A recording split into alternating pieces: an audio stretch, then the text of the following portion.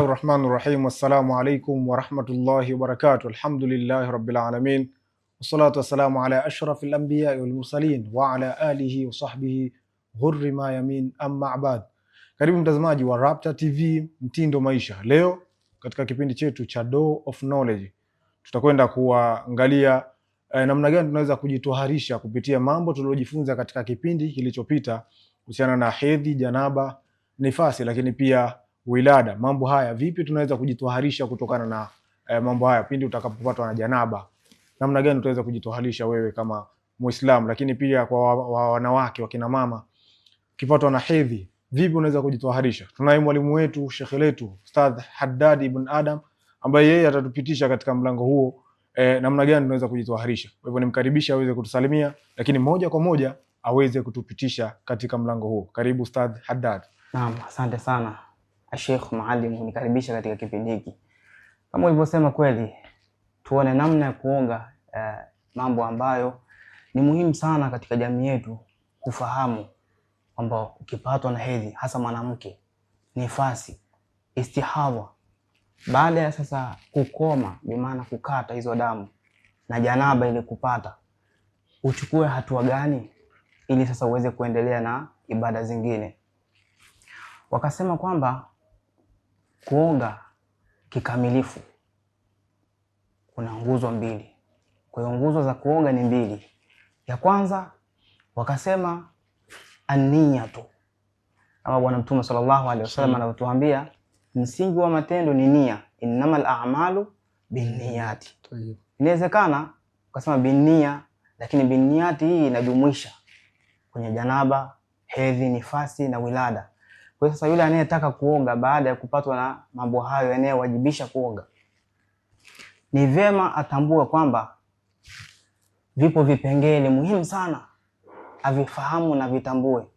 Kitu cha kwanza ni nia, na nia ambayo inajumuisha mambo yote hayo ni kusema nawaitul ghusla li raf'i hadathil akbari. Hapo amejumuisha mambo yote. Naam, lakini kwa yule ambaye anataka kusema bwana nanuia pengine hedhi au namna ya kuondosha na nifasi, ajifunze na atambue kwamba kumbe nia ya hedhi ni hivi, nia pengine kitu fulani ni hivi. Anatakiwa aseme nawaitul ghusla li raf'il haidhi. Huyu ni kwa ile mwenye hedhi mwanamke. Mwenye nifasi ndio hivyo hivyo, nabadilisha tu nawaitu raf'al hadathil nifasi. Pengine Ustadh Haddadi, labda watazamaji wanaweza kawa wanajiuliza labda nia hizi ni lazima ziwe kwa lugha ya Kiarabu ama hata kwa Kiswahili wanaweza mtu akasema tu. Naam. Kwa kuwa tulisema nia, hatujasema kwamba utamke kwa lugha ya Kiarabu. Kwa hiyo zingatia nia wa mahaluha fil qalbi. Na mahala pake ni moyoni. Kwa hiyo kule kuchukua ndoo yako na kuingia bafuni naenda kuoga hedhi au janaba, basi moja kwa moja tayari umepata hiyo nia. Kwa hiyo si lazima utamke kwa lugha ya Kiarabu. Mfano Kiswahili unasema nanuia kuoga kwa ajili ya kuondosha hadathi kubwa. Hapo moja kwa moja tayari kama ulikuwa na hedhi, nifasi, vyote vitakuwa vimemalizika. Na nguzo ya pili ni kueneza maji mwili mzima, taamimul badani bilmai. Wataalamu wanatuambia kwamba ukioga kisha sehemu katika mwili wako, pengine labda kwenye mguu au kwenye mkono, ikawa haijafikiwa na maji, basi bado hiyo ghuslu kukoga kwako bado hakujakamilika. Kwa sasa kubwa zaidi ni kuhakikisha maji yanaenea mwili mzima. Kufanya hivyo ndio sehemu ya ukamilifu wa kuoga. Kwa hiyo kuoga nguzo zake ni mbili tu, nia, na si lazima Kiarabu, Kiswahili tu. Kwa nini Kiswahili? Allah Subhanahu wa Ta'ala anaelewa lugha zetu. Vyovyote vile, hata Kisukuma sema ninanuia kuondosha hadathi kubwa. Na jambo la mwisho ni kuhakikisha mwili mzima unafikiwa na maji. Lakini vipo vitendo ambavyo vikifanyika kwenye kuoga tunaambiwa inapendeza, inakuwa aula zaidi. Jambo la kwanza ni kusema bismillah. Si lazima. Yaani lazima wewe ni nia na nini na kuhakikisha mwili mzima unaenea maji. Jambo la kwanza katika mambo ya sunna sasa ambayo yanapendekezwa zaidi ni kusema bismillah. Upo sehemu labda ya halwa, chooni mathalan, usitamke kwa sauti, sema bismillah. Tamka kimya kimya bismillah. Kwa nini? Kwa sababu mambo yote haya tunamshirikisha Allah subhanahu wa ta'ala. Kwa hiyo jambo la kwanza ni kusema bismillah au bismillahir rahmanir rahim. Na wengi huwa wanakanganyikiwa sana kwamba ukisema bismillahir rahmanir rahim umekosea. Vyovyote vile inasihi. Na jambo la pili ni kuosha mikono. Unaosha pembeni. Kwa nini unaosha pembeni? Inawezekana kuna uchafu. Kusudi sasa yule anayetumia chombo cha moja kwa moja cha wazi, najisi ama uchafu usije ukatumbukia kwenye maji. Kwa hiyo sunna ama vyema zaidi ni kuosha pembeni mara 3 au hata mara 1. Sunna ya 3 ni kutoa uchafu. Kama ni haja ndogo au haja kubwa au uchafu wa namna yoyote ile. Pengine umechafuka mwili tu, si najisi. Kwa hivyo vyema zaidi unatoa ule uchafu, unauondosha. Jambo la 4 ni kutawadha. Kana kwamba unaenda kusali. Kumbe ukitawadha wakati unakwenda kukoga ni sunna. Maana yake nini? Ukitawadha kisha ukaoga. Tunaambiwa sasa hukumu yake, endapo hautoshika ile sehemu ama sehemu za siri, udhu wako utakuwa umesihi. Ngine maji ni machache. Baada ya kukoga yakawa imeisha. Kwa kuwa sasa ulifanya jambo hili la kutawadha, wewe moja kwa moja automatic unao udhu, unaruhusika kusali. Sunna ya 5 ni kuanza na kichwa. Dini yetu imetuelekeza namna mpaka ya kuoga. Kumbe uanze vipi? Lakini ukianza labda miguuni, hakuna neno. Haya ni katika yale mambo ambayo tunasema ni sunna. Lakini unaanza kichwani, naam, kisha unakwenda katika upande wa kulia. Muhimu ni kama vile ulivyosema kuwa ni kueneza maji katika mwili. Hiyo ndio nguzo ambayo inatakiwa watu wengi waishike. Lakini haya mambo tunaeleza hapa ni sunna. Kwa anayetaka kufuata sunna basi thawabu aftaib. Na Bwana Mtume sallallahu alaihi wasallam amenikumbusha, anasema kwamba ni lazima wafuasi wangu waumini wa sawasawa wajibidishe kufuata mwenendo, bi maana sunna zile ambazo ametuachia Bwana Mtume sallallahu alaihi wasallam. Na katika kukaza ama kukazia kwenye kueneza maji mwilini, inawezekana mama amesuka au msichana amesuka, sio kuunganisha nywele, maana ile ni haramu. Kasuka. Sasa ili maji yafike kwenye ngozi ya kichwa ni lazima azifungue zile nywele, afumue.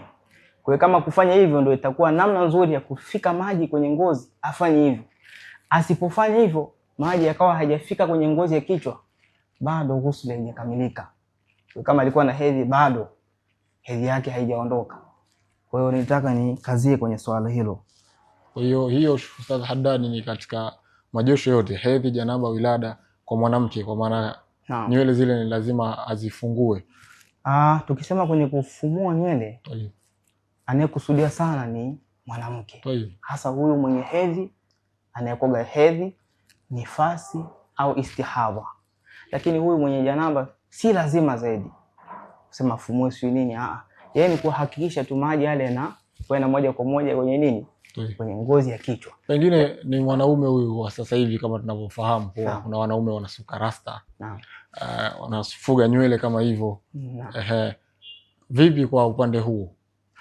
Kwanza hicho kitendo si kitendo cha sawasawa. Muumini wa sawasawa hautakiwi, hasa kwa huyu mwanamume. Hauruhusiwi kusuka. Mwanamke anaruhusiwa, lakini kwenye kuunganisha nywele ni haramu. Kwa sasa huyu mwanamume tunamwambia usifanye hicho kitendo. Kwa nini? Hakikuthibiti kwa Bwana Mtume sallallahu alaihi wasallam. Na yeye ndo mbora wetu. Na lao ingekuwa kusuka kwamba ndio ile wanasema kuonyesha uhandsome na nini, basi alitakiwa afanye Bwana Mtume sallallahu alaihi wasallam. Kwa sasa huyu pengine ana nywele ndefu tu. Hakikisha maji yanafika katika ngozi ya nini? Ya kichwa. Sunna nyingine ni kwenda katika upande wa kulia. Kama ilivyo katika kutawadha, mkono kulia wa kushoto, kisha zile sehemu ambazo zinatakiwa kufuatia. Kisha kushoto, hatimaye unashuka moja kwa moja chini. Lakini ya mwisho tunaambiwa adalku walmualatu, ni kuhakikisha unajisugua, yani unasugua mwili. Lakini kwa yule ambaye atatumia maji tu bila burashi, si ndivyo, kitu cha kuondolea uchafu, inasihi.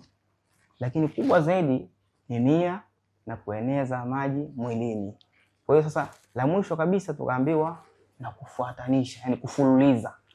Yani usioshe kichwa kisha ukatoka tena bafuni, hatimaye kichwa kimekauka, bado ile suna haujaipata, na pengine husuli yako ama kukoga kwako kukawa hakujasihi.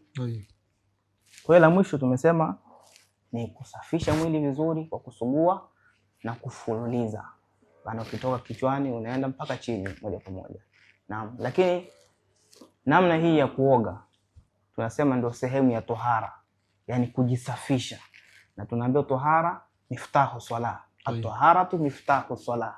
Kwa sasa mtu akifanya mambo haya kama tulivyoelekeza, tayari moja kwa moja yuko tohara. Kwa sasa kama anataka kwenda kwenye ibada, anatakiwa tu kutawala basi. Naam. Shukran sana Ustadh Haddad. Na mtazamaji wa Rapta TV Mtindo Maisha, katika kipindi chetu cha Door of Knowledge tumepata faida kubwa ya kuweza kufahamu namna gani tunaweza kujitoharisha kutokana na hedhi, lakini pia kutokana na nifasi, wilada na pamoja na janaba. Yote haya tumepata kujifunza kupitia mwalimu wetu Ustadh Haddad ibn Adam, lakini pia kupitia channel yetu hii pendwa ya Rapta TV Mtindo Maisha. Endelea kutufuatilia kupitia mitandao ya kijamii Facebook, Instagram, TikTok pamoja na YouTube.